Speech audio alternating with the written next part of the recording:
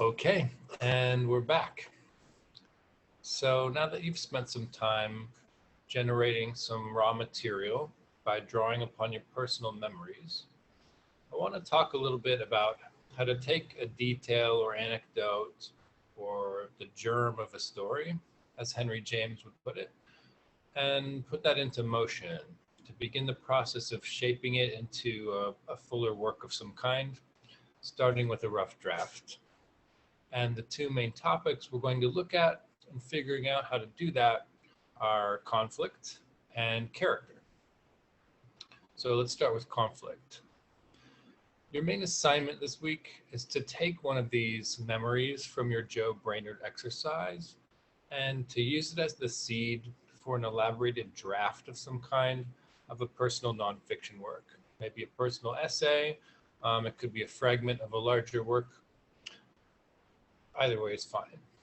But rather than just set you off to do that without any particular structure, I want us to work with a couple guiding ideas that will help you shape your developing piece this week. And I think, too, these are ideas that you can take with you into your continuing work as a writer over time. Really useful ideas that will also bear upon your analyses as a reader, and so on. The first guiding idea is conflict. So how to use conflict as a way of organizing narrative and as a way of shaping your storytelling. Later, as you're reviewing your memories from the previous writing assignment, see if any of them leap out at you as containing or alluding to some past conflict that you can draw out as a way of writing your way into your first draft. So when we are talking about conflict here, what are we talking about exactly? In the Modern Library Writer's Workshop, which is a craft book that I think contains really sound advice on many topics, I highly recommend it. We're going to look at a passage in here about conflict.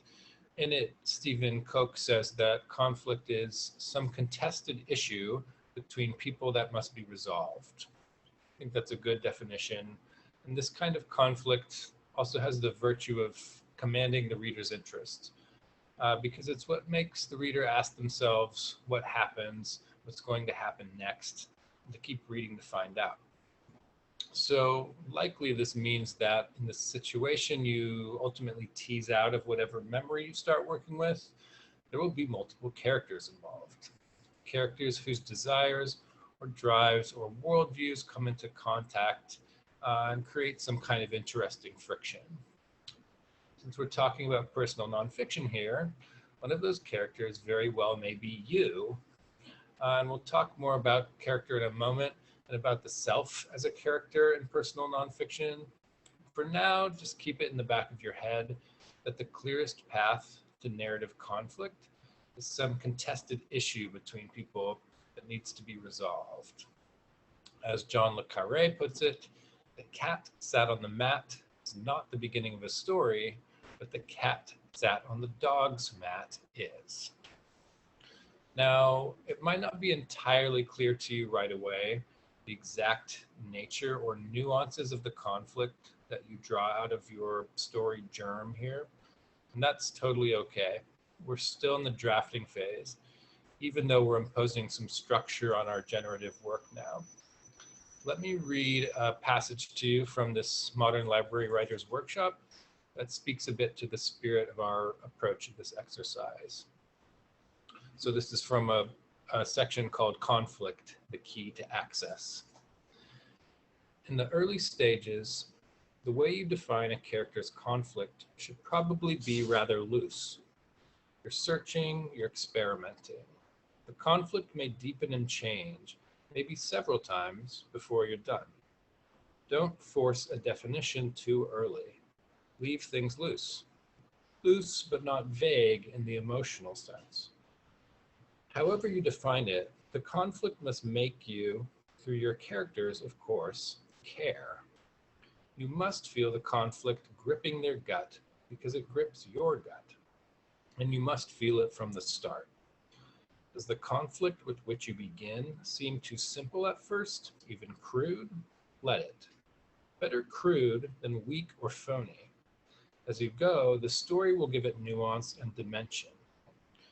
We rub our eyes in disbelief to learn that Dostoevsky began the book that became Crime and Punishment, supposing he was writing an attack on alcoholism in St. Petersburg. Yet Dostoevsky cared passionately about the damage he saw alcohol doing to the Russian family, and he let that feeling flow into the conflict between the noble Sonia and her vodka-blasted father. Modern readers may smile at these scenes. They seem scraps from some antiquated barroom melodrama. Yet it was from just these roots in conventional melodrama that Dostoevsky produced his incomparably original masterpiece of psychological terror. But conflict also defines the literary form of your work and how you determine what is relevant to it. This is really useful, I think. Every story, like every human situation, swims in a vast shoreless sea of possible information and detail. Almost all that information is totally uninteresting. Some small, very small part of it is revelatory. What separates details that matter from those that don't is the force field of conflict. It is conflict that pulls scattered information into an articulated shape, extracting relevant detail from the detritus of the irrelevant. The effect is a little like those scattered iron filings in the familiar classroom demonstration of magnetism's field of force. A mess on a piece of paper is suddenly pulled by unseen energy into lovely concentric arcs. So, the main idea is to keep the structural task of establishing and organizing conflict in mind as you work on your rough draft, even if at this stage the conflict seems too simply expressed, too crude, whatever. That can be refined later when you start to revise and rewrite. For now, focus on putting the magnetic field of that conflict in place. I love that image at the end of that passage of the magnetic field causing all these iron filings to form in concentric circles. This will set you up with a conflict-driven scenario that you can then develop and fine-tune over time. By the way, just to be clear, using conflict as an organizing force in this way does not mean that your writing must be in the genre of serious drama. Many comedic personal essays, for instance, rely on conflict, often some small, absurd conflict that escalates in absurdity over the course of the essay. So you may find yourself interpreting the idea of conflict in creative ways, or ways that are humorous, gentle, inventive, and so forth. However, the notion of conflict that we're working with here does suggest and naturally lead us to our next guiding craft topic, which is character.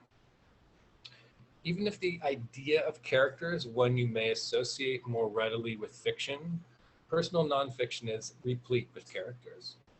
Those characters may be your family members, people you've dated, people you're dating, real life people you've observed from afar and wondered about, friends, enemies, people in your town, yourself. But in bringing them to life on the page, they become characters because we make selective decisions about how to represent them. Deciding this thing they said, or this gesture they made, or this thing they did, best expresses their character within the story we want to tell. Sorry about this beeping sound outside. I live on a pretty noisy street in Brooklyn. So, to continue, conflict is expressed through and experienced by characters. And it comes about in its most obvious form, like I mentioned earlier, when characters' dominant motivations collide.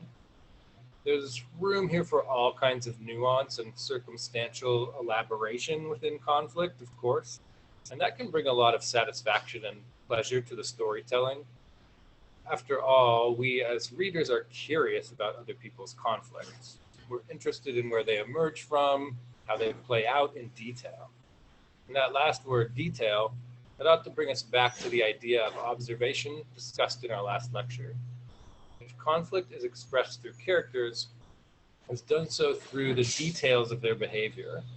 through the things they say or don't say to each other and to themselves, to things they do and don't do to each other and to themselves, the ways they act or don't act.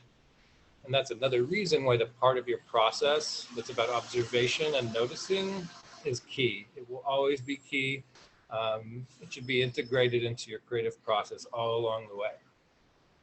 For now, keep this in mind.